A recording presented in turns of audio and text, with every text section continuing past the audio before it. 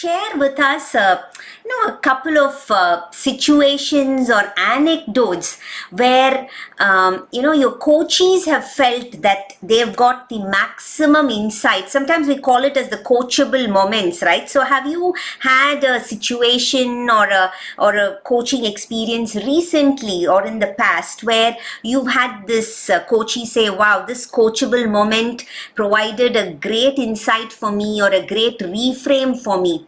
Yeah, Priya, I think a couple of examples come to my mind which happened during my recent coaching assignments. First thing is, the senior manager in a large public sector organization, I was coaching him.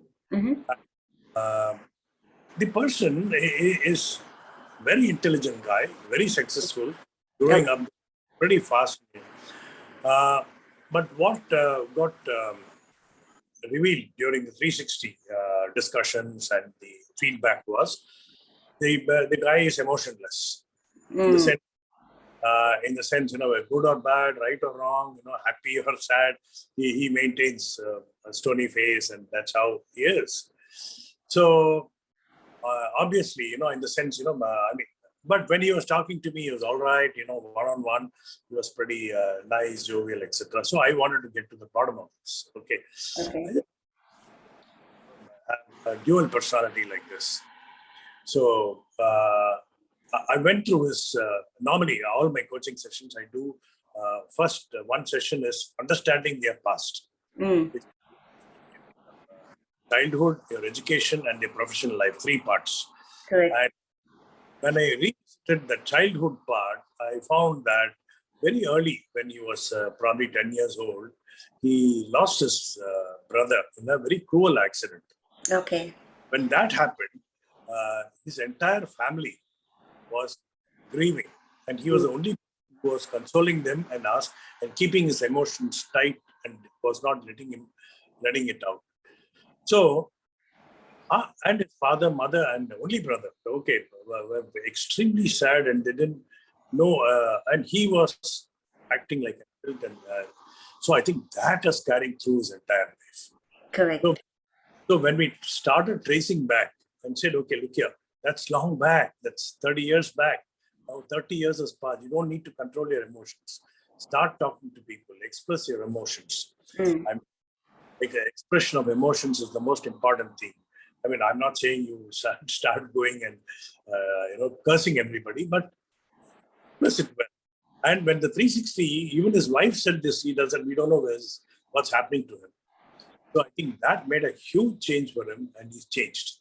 And he started, I said, in the morning, once you get to the office, go, in the sense, what will you do? I normally sit in the office, think and document, go to others' office, others' cabins, others' desks, sit down, have a chat, start moving out. I think that was a very good.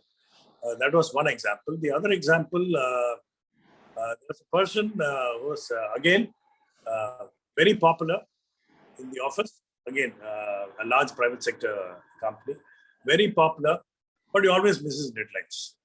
Wow. Always misses deadlines. He used to miss deadlines of coaching assignments with me. Okay, coaching. So then when we got talking, first thing he had this strange thing called FOMO, fear of missing out. Okay. Number 2 is he could not say no to anybody.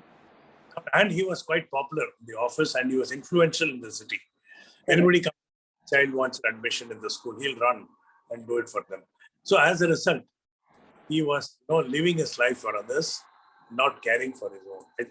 When we started looking at this, I said, it's okay, in the sense, you please do. I'm not asking you to stop what you're doing, but examine what is it doing to your own self. Correct.